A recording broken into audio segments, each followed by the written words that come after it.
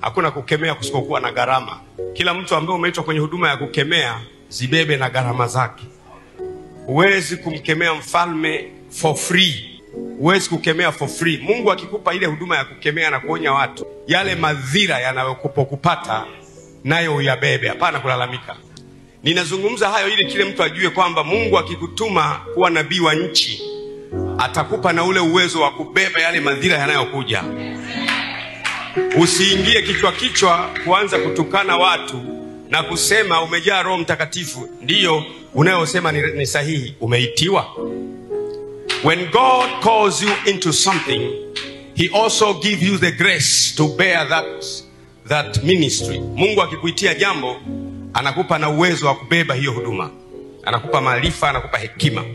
Kwa Yesu anapokujibu majibu kulingana ulivyo na umri mzuri, unajua mambo ya rohoni, He answers you differently.